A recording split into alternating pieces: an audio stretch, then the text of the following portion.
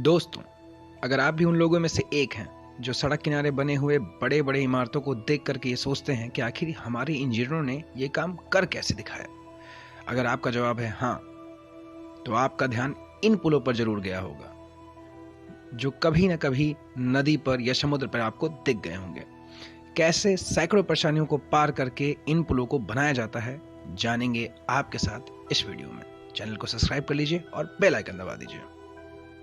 दोस्तों, हम सब ये तो जानते ही हैं कि पानी पर बने ये पुल हमारी ज़िंदगी का अहम हिस्सा है, क्योंकि अगर ये ब्रिज ना होते तो शायद कई गांव, कस्बे और शहर आपस में कटे ही रहते।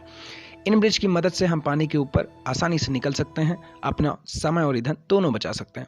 लेकिन इतना काम आने के अलावा दुनिया भर में बहती नदी पर ऐसे कई ब्रिज हैं जो मशहूर हैं, कुछ अपने इंजीनियरिंग के लिए, कुछ अपने आकार के लिए और कुछ अपने हिस्टोरिकल इंपॉर्टेंस के लिए। इंजीनियरिंग डिजाइन के आधार पर पानी पर बनने वाले ये पुल कई प्रकार के हो सकते हैं। किसी भी ब्रिज का निर्माण जगह के आधार पर किया जाता है। इस प्रकार का ब्रिज सभी जगह बनना असंभव होता है, इसलिए ब्रिज भी जगह के अनुसार ही बनाए जाते हैं। Beam bridge, suspension bridge, arch bridge आदि ये कुछ टाइप हैं पानी पर बनने वाले इन पुलों के।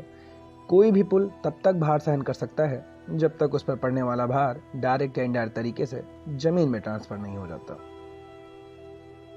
एक ब्रिज पर लाखों टन का भार हो सकता है, लेकिन फिर भी वो मजबूती के साथ खड़ा रहता है, क्योंकि सारा भार खंभों में टिका होता है और इन्हीं की वजह से नीचे चला जाता है, जिससे ब्रिज को कोई नुकसान नहीं होता है। लेकिन पानी पर बनने वाले किसी भी ब्रिज में सबसे बड़ी चुनौती उसका पिलर होता है, और पानी जितना गहरा होता है ये चुनौती भी उतनी ही गहरी होती जाती है, क्योंकि ये ब्रिज ही होते हैं जिनके दम पर इनको खड़ा रखा जाता है। तो कैसे की जाती है इन पिलरों को बनाने की शुरुआत?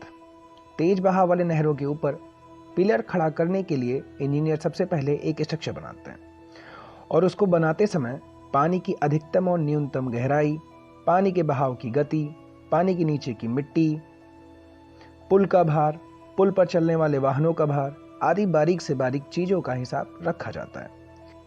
इसके बाद पुल की नींव का प्रकार तय किया जाता है। इस नींव को कॉम्फर्ट डैम कहा जाता है। अब सवाल ये है कि ये कॉम्फर्ट डैम बनता कैसे है? कॉम्फर्ट डैम को बनाने के लिए स्टील के लंबे लंबे पीसेस एक स्ट्रक्चर में फिट किए जाते हैं, जिसे बाद में सर्कल या स्क्वायर शेप दे दिया जाता है। और जब ये बनकर तैयार हो जाते हैं तो इन्हें पानी के अंदर डाल दिया जाता है और सेट कर दिया जाता है। बाद में अंदर मौजूद पानी को मोटर और पंप के जरिए निकाल लिया जाता है, जिससे अंदर एक खाली जगह बन जाती है। इसी खाली जगह पर बाद में काम किया जाता है, लेकिन हर बार ऐसा हो ये जरूरी नहीं है। यदि पानी गहरा है तो गहरे पानी में कॉम्फर्ट डैम बनकर नहीं डाला जा सकता है, जैसे समुद्र में ये काम नहीं किया जा सकता है, नहीं तो पिलर कमजोर हो जाएगा।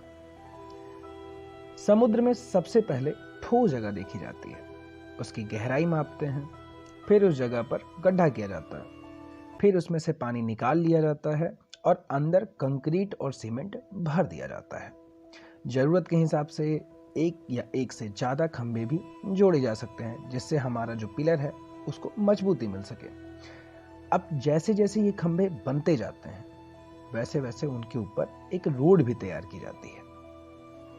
बड़े बड़े ब्रिज के ब्लॉक दूसरी जगह से दूसरी जगह तक लाए जाते हैं। इसका मतलब है कि ब्रिज बनाने का आधा काम समुद्र में आधा होता है और आधा समुद्र के बाहर होता है। और इन बड़े बड़े ब्लॉक्स को ले जाने के लिए बड़े बड़े भारी वाहनों का प्रयोग किया जाता है, जो इन ब्लॉक्स को ब्रिज तक ले जाने का काम करते हैं।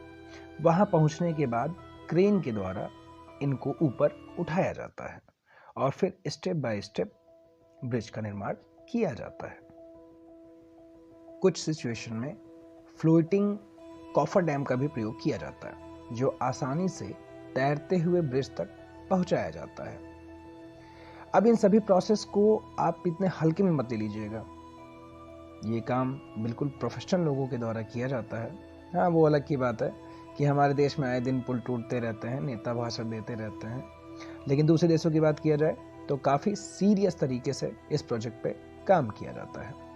बाकी अगर कुछ नया जाना हो और जानने की चाहत रखते हो तो चैनल को सब्सक्राइब कर सकते हो। जय हिंद, जय भारत।